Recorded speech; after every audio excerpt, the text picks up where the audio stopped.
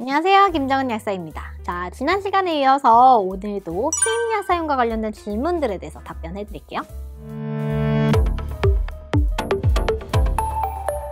자, 6번째입니다. 임신의 계획 시 이 피임약 중단하고 얼마 후부터 시도가 가능할까요? 자, 일단 개인에 따라 차이가 있을 수는 있는데요. 이 피임약 중단 이후에 자연적인 생리 주기를 1회 거치고 임신을 시도할 수 있습니다. 그렇게 얘기하긴 하는데 개인적으로는 좀 가입 능력이 완전히 회복되기 위해서 이 자연적인 생리 주기를 3주기 정도는 좀 거친 후에 임신을 시도하는 걸 권장드려요. 자, 7번째. 피임약을 오래 먹으면 유방암에 걸리나요? 과거 고함량 에스트로겐 제제를 복용한 경우에는 유방암 발병이 증가했다는 보고가 있었습니다. 근데 그때 사용했던 피임약의 함량은 지금의 약 5배에 해당하는 용량이었어요. 그래서 지금은 피임약에 함유된 에스트로겐이 0.02로 0.02, 0.3mg으로 이 저함량에서 최근 초저함량 제제들까지 이용이 되는데요. 이 2000년 이후에는 피임약을 10년 이상 복용한 여성의 유방암 발병률이 복용하지 않는 여성보다 높지 않다 하는 연구 결과들이 보고된 바 있습니다.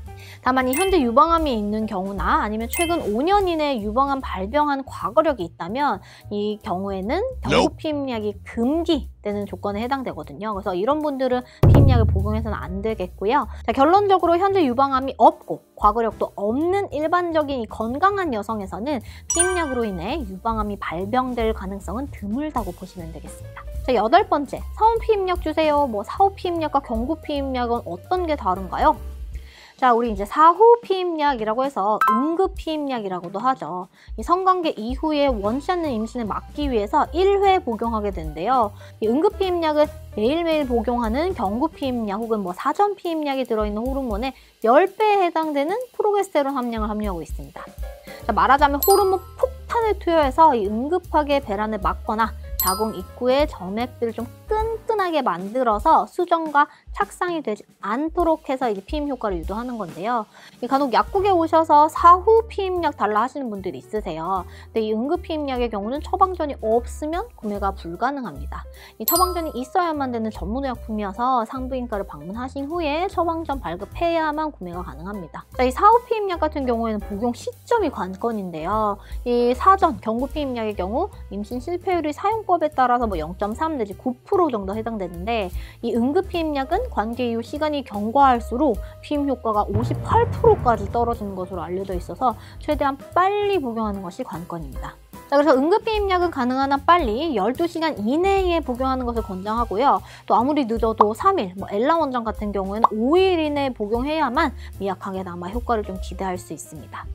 또 호르몬 고함량을 복용하는 만큼 울렁거림이나 생리주기가 흐트러지는 등의 부작용이 좀 더 큰 편인데요. 혹시라도 울렁거려서 구토를 했다 이러면 이 복용하고 내가 3시간이 지났으면 그래도 약성분이 어느 정도 흡수돼서 걱정하지 않으셔도 되는데 3시간 이내에 토했다 이러면 약성분이 아직 충분히 흡수되기 전이니까 즉시 다시 처방받아서 추가로 복용을 하셔야 됩니다. 가끔 약 처방받고도 3일 뒤에 또 처방받으러 오시는 분들이 있어요. 그런데 이 응급 피임약 같은 경우에는 같은 생리 주기 동안 1회 이상 사용하는 경우 체내 호르몬 농도가 너무 높아져서 생리 주기에 심각한 장애를 미칠 수도 있고 무엇보다도 2번째 이후부터는 이 복용 이후에 대해서는 충분한 효과를 기대할 수도 없습니다. 또 가끔 3일 이내에 복용해야 된다 이렇게 하니까 그럼 한 번 복용하면 이거 복용하고 3일까지는 피임 효과가 지속되나 이렇게 오해하실 수 있는데 복용 이후에 가진 관계에 대해서는 피임 효과를 기대할 수가 없습니다. 자, 9번째. 응급 피임약 대신 경구 피임약을 여러 알 먹어도 같은 효과 낼 수 있나요? 자, 이 응급 피임약이 10배의 함량을 갖고 있으니까 그럼 사전 피임약, 경구 피임약 이거 10알 먹으면 되겠네? 생각하실 수 있는데요. 이 응급 피임약에는요. 프로게스테론 성분 한 가지만 단일로 포함하고 있는 반면에 이 사전 경구 피임약은 에스트로겐과 프로게스테론 함유하고 있어요. 자, 그래서 이 프로게스테론 함량을 맞추기 위해서 10알의 사전 경구 피임약을 먹으면 이 응급 피임약과는 달리 10배의 에스트로겐을 복용하게 됩니다. 근데 이 고함량 에스트로겐은 굉장히 위험할 수 있어요.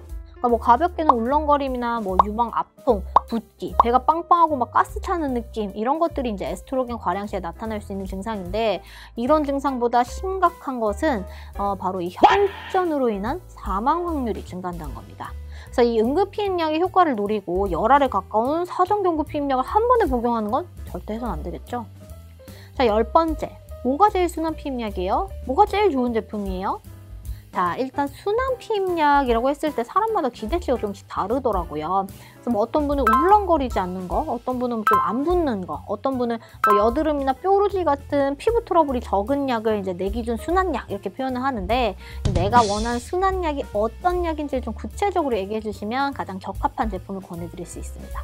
자, 일반적으로 광고 등에서 순한약이라고 표현하는 경우는 에스트로겐 함량이 낮은 제품을 얘기하는데요. 에스트로겐 함량은 0.02mg과 0.03 제품으로 나눌 수가 있거든요. 그래서 우리 흔히 순한약이라고 알고 있는 에이리스정이 대표적인 0.02mg 제품인데, 사실 흔히 알고 계시는 머시론, 멜리안, 센스리베, 디어미 모두 에스트로겐 0.02mg 제품입니다. 한편 이 마이보라, 미뉴렛이 대표적인 0.03mg 제품이고요. 최근에는 초저함량인 0.015mg 디어미순이 이제 출시가 되기도 했죠. 그래서 뭐 울렁거림이나 붓기, 가스 차는 느낌, 유방 팽만감 이런 불편함으로 좀 순한 약 찾으신다 그러면 이 에스트로겐 제품이 낮은 제품들로 선택하시면 되겠고요. 여드름 같은 피부 트러블은 사실 에스트로겐보단 프로게스테론 영역이라서 이 프로게스테론은 세대에 따라서 2, 3, 4세대로 제품화되어 있는데 이 세대가 높아질수록 여드름 부작용이 적은 편이니까 현재 복용 중인 성분이랑 비교해서 그 중에서도 좀 높은 세대 프로게스테론 함유한 제품으로 고르시면 되겠습니다. 참고로 이 현재 시중에 나와 있는 제품의 성분과 함량은 이 비교표를 좀 참고해주세요. 자, 오늘은 지난 시간에 이어서 피임약 복용과 관련된 질문들에 대해서 말씀드렸는데요.